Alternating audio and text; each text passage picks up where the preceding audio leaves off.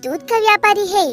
उसने बरसों से दूध बेचकर अपने बच्चों को पढ़ाई लिखाया और उनकी शादियां भी की। और आज फूल सिंह खुद अकेला पड़ गया है।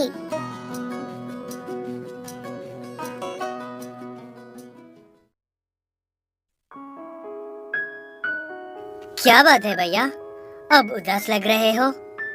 बताइए ना, शायद मैं आपको कोई मदद कर पाऊं। तुम जानते हो ना मेरे छोटा भाई, मेरे 2 बेटे और 2 बेटियां हैं। सबने शादी कर ली और सब मुझे छोड़कर चले गए। वो ना त्योहार पर आते हैं, ना फोन करके मेरे हाल पूछते हैं। ऐसे बच्चों के बारे में क्या सोचना भैया। आप एक काम करो, अपनी उस पुरानी ओपन टॉप वाली कार को निकालो और घूम कर आओ कुछ दिन। ऐसे कहते हुए फूल सिंह का छोटा भाई गुलाब सिंह वहाँ से चला जाता है। फूल सिंह को अपने छोटे भाई की बात अच्छी लगती है, लेकिन वो अपनी गाय से बहुत प्यार करता था। उसे अकेला छोड़कर जाने के लिए फूल सिंह के मन नहीं मान रहा था। ऐसे सोच रहे फूल सिंह को एक ख्याल आता है। उसी ख्याल पर काम करते हुए फूल सिंह अपनी पुरानी ओपन टॉप कार की पिछली सीट को गाय के बैठने के लायक बनाता है।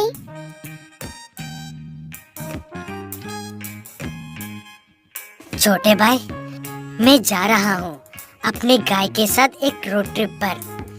मेरे लौटने तक घर का ख्याल रखना। आप चिंता मत करो बड़े भाई, अच्छे से जाकर आना। ऐसे फूल सिंह अपने साथ कुछ पैसों को लेकर गाय के साथ रोड ट्रिप पर निकल जाता है। दोनों सिर्फ हरे भरे जंगल की सड़कों के मजे लेते हुए घूम रहे थे। ऐसे 2-3 दिन गुजरते ही फूल सिंह के पैसे खत्म हो जाते हैं, लेकिन वो वापस घर नहीं जाना चाहता था।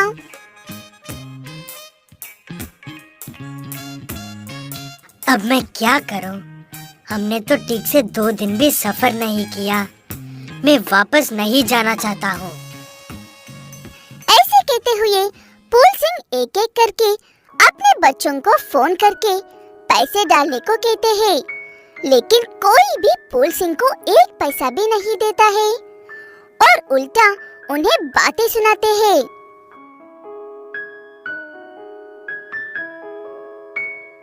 हम आपके बच्चे हैं, आपको हमें पैसे देने चाहिए, लेकिन आप तो उल्टे हमें ही पैसे मांग रहे हो। हमारे पास एक भी पैसा नहीं है। गाय है ना, उसी के दूध से पैसे कमा लो। ऐसे कहते हुए फूल सिंह के बच्चे फोन काट देते हैं। फूल सिंह को उनकी बातें सुनकर दुख तो होता है, लेकिन उसे पैसे कमाने का एक उपाय भी मिलता है।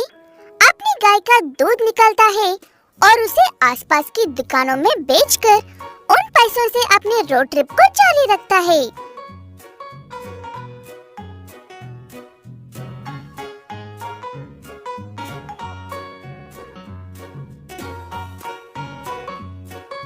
मेरा नाम फूल सिंह है। मैं अपनी गाय के साथ रोड ट्रिप पर निकाला हूँ और हम दूध बेच अपने रोड ट्रिप को जारी रख रहे हैं। अगर आपको ये ताज़ा दूध चाहिए तो खरीद सकते हो। गाय के साथ रोड ट्रिप? तुम सच में गजब के इंसान हो। मुझे सारा दूध दे दो। ऐसे धीरे धीरे फूल सिंह और उसकी कमाई की रोड ट्रिप मशहूर हो जाती है और लोग रास्ते में फूल सिंह और उसकी गाय के लिए बढ़ कर डोनेशंस देते हैं। ऐसे कुछ पैसों के साथ अपनी गाय को लेकर रोड ट्रिप पर निकला हुआ फूल सिंह 1 महीने बाद घर लौटकर आता है और अपने साथ ढेर सारे पैसे लेकर आता है। उन पैसों से फूल सिंह उसके गांव का सबसे बड़ा धनवान बन गया था।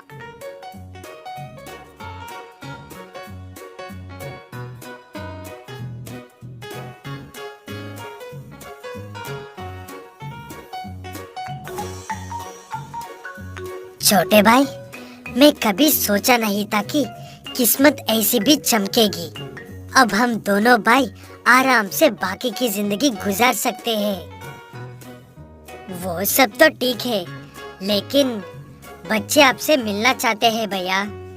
उनसे कहो कि मैं जानता हूँ कि वो मुझसे क्यों मिलना चाहते हैं। जब तक मैं मर ना जाऊँ, किसी को भी मेरी संपत्ति में एक भी पैसा नहीं मिलेगा। इसीलिए उनका अब आना बेकार है और मुझे अगली रोड ट्रिप पर भी तो जाना है।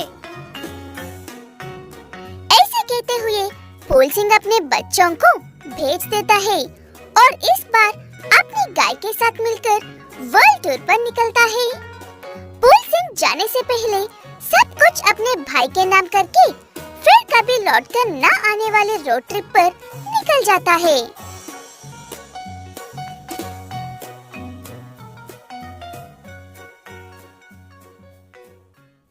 धौलपुर नाम के एक गांव में लोगों को सभी तरह मछलियां खाने का शौक था, लेकिन उनके आसपास ना कोई तालाब था और ना ही समंदर, इसलिए मछलियां मुश्किल से भी नहीं मिलती थी। उस गांव में विक्रम नाम का एक व्यक्ति रहता था, जो ये सोचकर परेशान हो रहा था कि उसके परिवार को पालने के लिए कौन सा व्यापार करना चाहिए। तब उसकी पत्नी शिवानी उसे ये उपाय बताती है।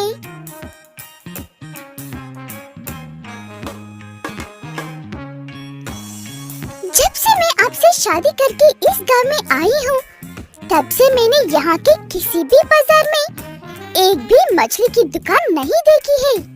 आप मछलियों का व्यापार शुरू करके देखो ना। बात तो तुम्हारी सही है शिवानी। मैं आज ही शहर जाकर ताजी मछलियाँ खरीद कर लेकर आता हूँ। ऐसे कहते हुए विक्रम शहर जाकर ताजी जिंदा मछलियाँ खरीद कर लेकर आता है। खाना खाने के बाद व्यापार शुरू करूँगा सोचकर खाना खाने के बाद साइकिल के पीछे टोकरी में मछलियाँ रखकर बेचने के लिए निकलता है।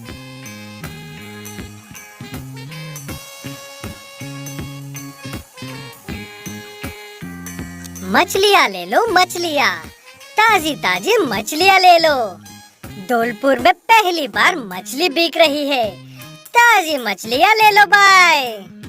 ऐसे बेचते हुए घूम रहे विक्रम को पहले दिखने वाली एक महिला ही रोक लेती है और मछली खरीदने के बारे में बात करती है। धौलपुर में मछली सुनकर ही दिल खुश हो गया है। कैसे दे रहे हो विक्रम भाई मछलियाँ? ऐसे ही खरीदना है तो 400 रुपए केजी। अगर जाटी हुई मछलियाँ चाहिए तो 500 रुपए केजी। इतनी महंगी क्यों भाई? मछली में सोने चांदी के कंकर है क्या? वैसे भी तुम्हारी मछलियाँ मरी हुई है, पता नहीं कब मरी थी, और तुम इन्हें ताजी मछलियाँ कहकर बेच रहे हो। नहीं चाहिए मुझे।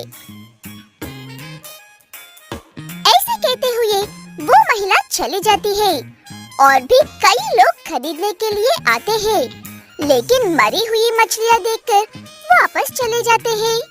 विक्रम कहता है कि वो अभी अभी मरी है, लेकिन कोई भी उसकी बात नहीं सुनते हैं, इसलिए वो निराश होकर घर वापस चला जाता है।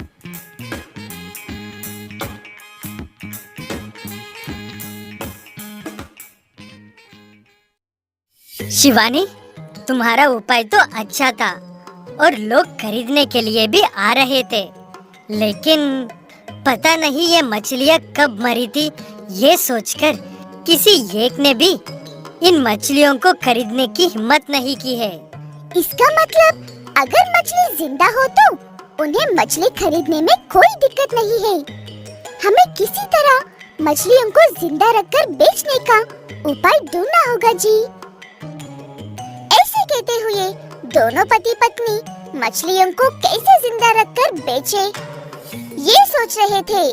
तभी उनकी टीवी में एक शो आता है, जिसमें ढेर सारे लोग शीशे से बने हुए कमरे में ढेर सारी मछलियों को देखने के लिए आए थे। वो शो देखने के बाद शिवानी और विक्रम को एक ख्याल आता है। शिवानी, क्यों ना हम भी एक बड़ा सा वाटर टैंक बनाकर उसमें मछलियों को रख के ऐसे मछलियाँ भी जिंदा रहेंगे और हम कुछ मछलियों को पालकर खरीदे बिना भी व्यापार कर सकते हैं।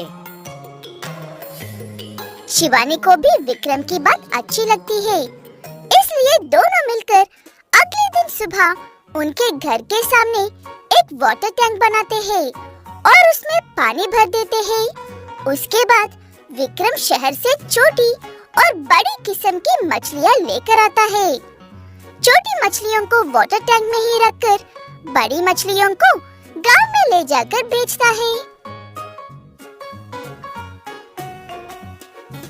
मछलियाँ ले लो मछलियाँ, ताजी ताजी और जिंदा मछलियाँ ले लो, मछली वाला आया है मछलियाँ ले लो।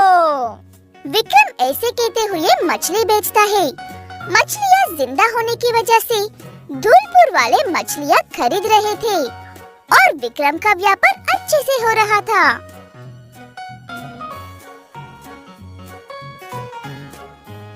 शिवानी, हमारा उपाय काम कर गया है, व्यापार अच्छे से हो रहा है। ये तो बहुत बढ़िया बात है। आप बस व्यापार पर ध्यान दो, मैं इन मछलियों को खाना देने और वाटर टैंक को साफ करने का काम देखती हूँ। ऐसे दोनों पति पत्नी एक दूसरे के सहारा बांधते हुए अच्छे से व्यापार करते हुए खुशी खुशी और सुकून से रहने लगते हैं।